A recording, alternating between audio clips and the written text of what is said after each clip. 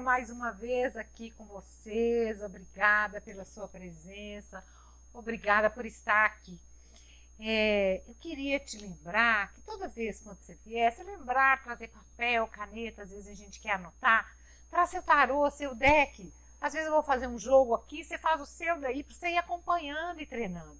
A gente tem que ir praticando cada vez mais, né? A gente tem um dom, mas esse dom ele tem que ser desenvolvido. Às vezes eu acho que eu nem tenho o dom porque eu não pratico. Então, por exemplo, eu tenho o dom da costura, mas se eu nunca costurar, eu nunca vou ser uma boa costureira. Eu tenho o dom de fazer uma comida gostosa, saborosa. Se eu nunca fizer comida, eu nunca vou ser boa cozinheira.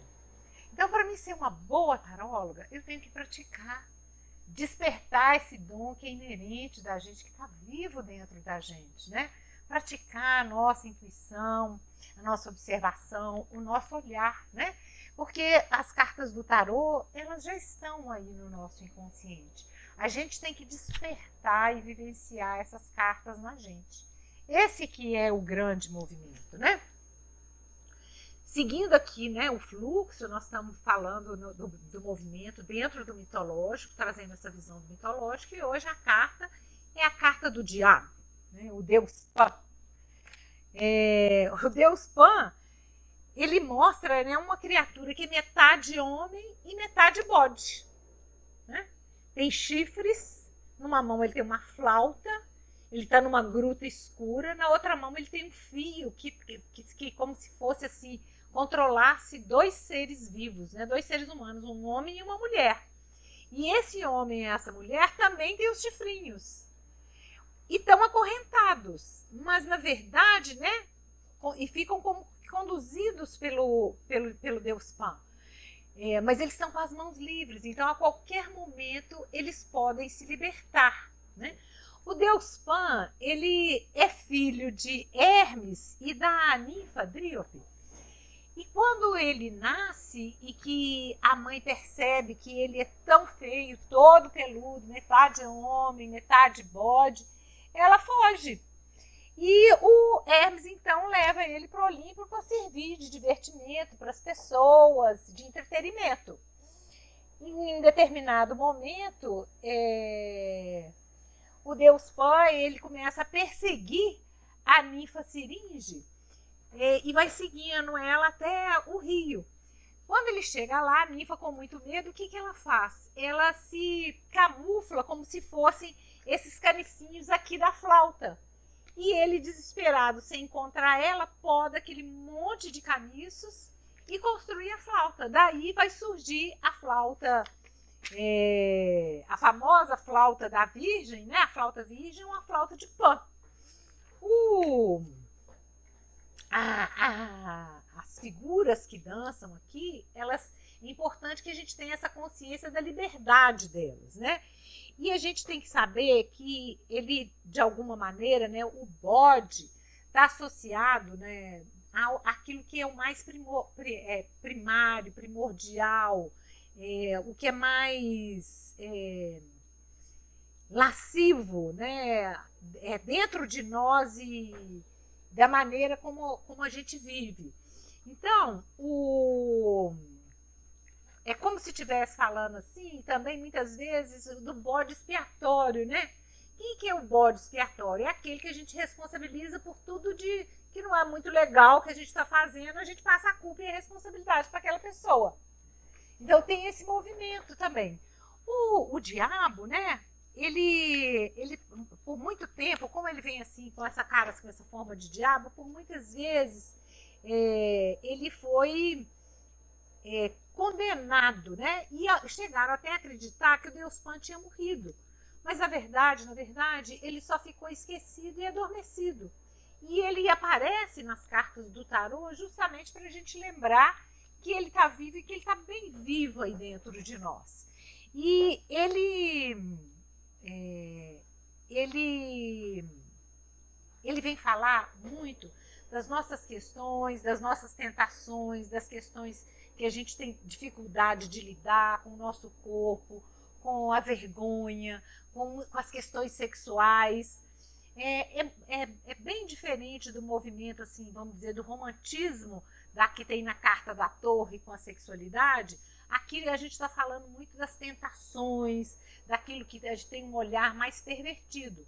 Eu não posso deixar de lembrar que todas as cartas, né, elas têm o lado positivo e um lado que é favorável e um lado desfavorável. Eu não posso achar que o diabo é o lado desfavorável. Eu tenho que entender, inclusive, que eu posso me libertar quando eu encaro de frente o meu diabo, né?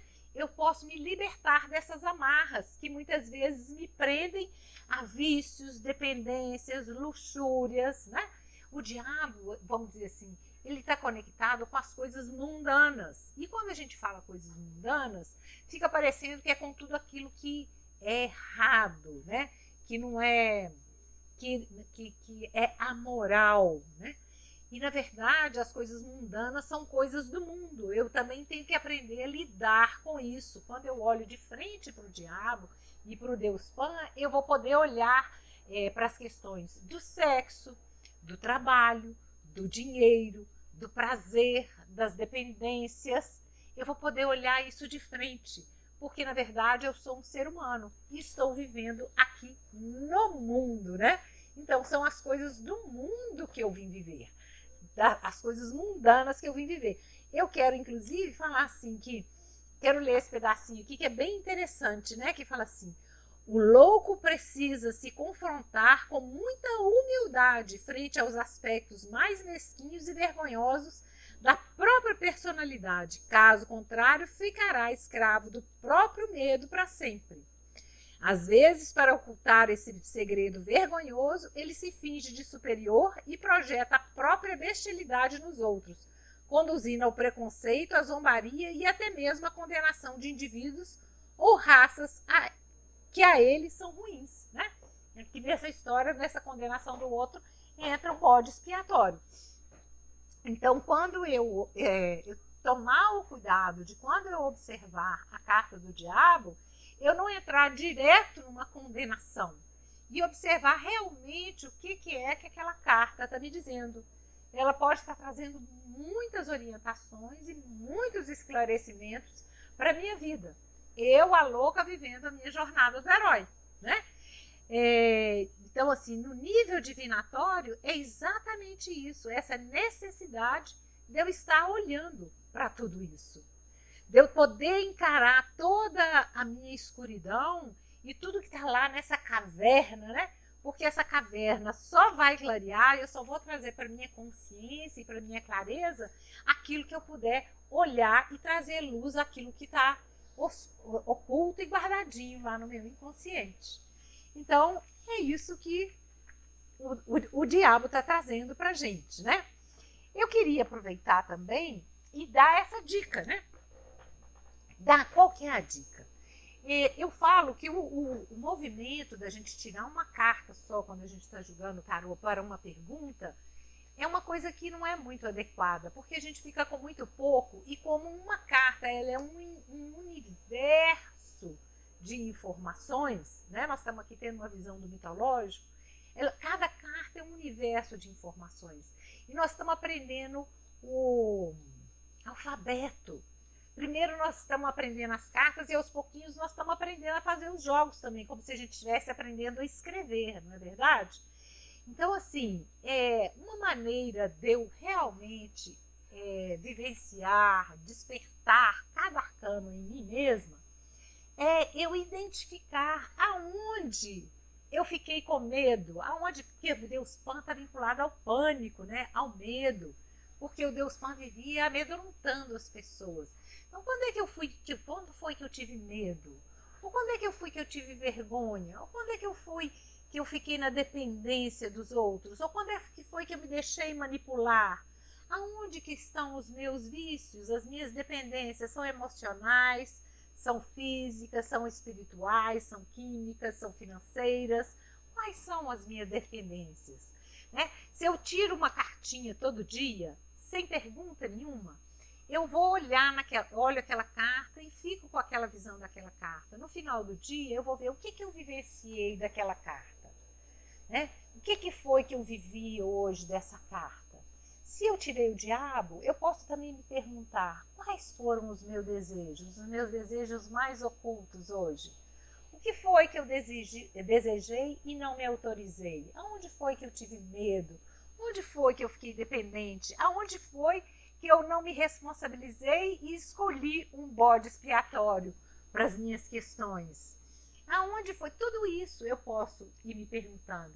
Eu posso também, na hora que eu tirei a minha cartinha, dormir com ela debaixo do meu travesseiro. Eu posso deixá-la no meu bolso, na minha blusa, para aquela carta estar ali pulsando dentro de mim e reverberando dentro de mim, trazendo em mim a lembrança. Se eu não consigo identificar hoje, eu posso lembrar um dia, um momento exato em que aquilo foi real. E dentro desse universo todo, que são as cartas, né? E validando em mim o significado em cada momento daquela carta. Porque quando eu ver a carta no jogo, naquela jogada, o meu ser vai identificar aquilo que está pulsando, né? Vai ser mais fácil de eu vivenciar tudo isso.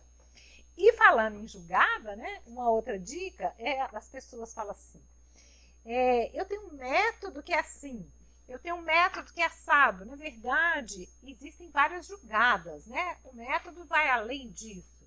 As várias julgadas, então eu tenho a Cruz Celta, eu tenho o jogo completo, eu tenho o jogo do ano, Excalibur, eu tenho uma infinidade de jogos. O jogo do ano, uma infinidade, a Mandala, tem uma infinidade de jogos clássicos.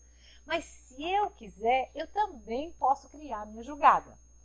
O que não vale é eu quebrar a regra do jogo. Então, eu, por exemplo, eu vou definir eu vou ter uma linha aqui de cartas que são orientações para a minha pessoa. E uma linha de cartas que são orientações para outra pessoa, da relação que eu estou olhando. Na hora que eu viro as cartas, eu falei assim: não, essa aqui não sou eu, não. Essa aqui é o outro, e esse aqui sou eu. Não, eu já tinha predeterminado isso. Mudar a regra do jogo no meio do caminho não vale. Isso não é legal, não funciona, não rola, né? Então, assim, eu posso sim, eu não posso quebrar, né, o jogo. E é muito uma outra coisa que eu queria também falar. É muito legal, gente, a gente pedir a autorização, as bênçãos e as proteções para quando a gente vai fazer o nosso jogo, né, quando a gente vai fazer uma tiragem. A gente pede, a gente invoca a proteção dos nossos mestres, dos nossos guias, do nosso anjo de guarda, nossos protetores, para que possam nos proteger, guardar, selar. Pedir ao nosso grande mestre, nosso grande guia, que nos traga o direcionamento, a guiança, a sabedoria, o discernimento, a confiança. E, inclusive, né, eu posso também invocar a entidade do tarô, porque não sou eu, Andréia, que vai responder. Eu só estou facilitando. Quem responde é o tarô. E o tarô, na verdade, está dentro daquela pessoa que está sendo atendida. O tarô dela está dentro dela. O meu está dentro de mim. Nós só estamos ali facilitando o movimento de trazer clareza e orientação para aquela pessoa, fazendo dessa maneira um futuro melhor. Então, assim, eu queria deixar isso assim bem claro. A próxima carta, nós vamos falar da torre, né? E dentro desse movimento do mitológico. E se você gostou, lembra de curtir, de compartilhar. Eu quero que vocês saibam, assim, né, que por enquanto todas essas aulas estão ficando lá no meu Instagram e no meu YouTube. Por enquanto, você pode ir assistindo, vai assistindo uma atrás da outra, porque você está fazendo um verdadeiro curso de tarô. Mas eu tenho um curso de tarô ao vivo, online, e eu tenho um curso de tarô gravado também. Daqui a pouco, algumas dessas aulas não vão estar lá. Então, vai lá, aproveita, assiste, aprende, curte, compartilha, enquanto está tudo disponível. Daqui a pouco, nós vamos ficar só as mais atuais aqui, vão ficar disponíveis, porque a gente segue desenvolvendo. Quando a gente terminar essa visão do mitológico, eu vou trazer uma nova visão. E assim, nós vamos nos aprofundando cada vez mais, compreendendo melhor e podendo escrever, né, as nossas julgadas com mais leveza, com mais entendimento, com mais clareza. Então, é isso. Até a próxima!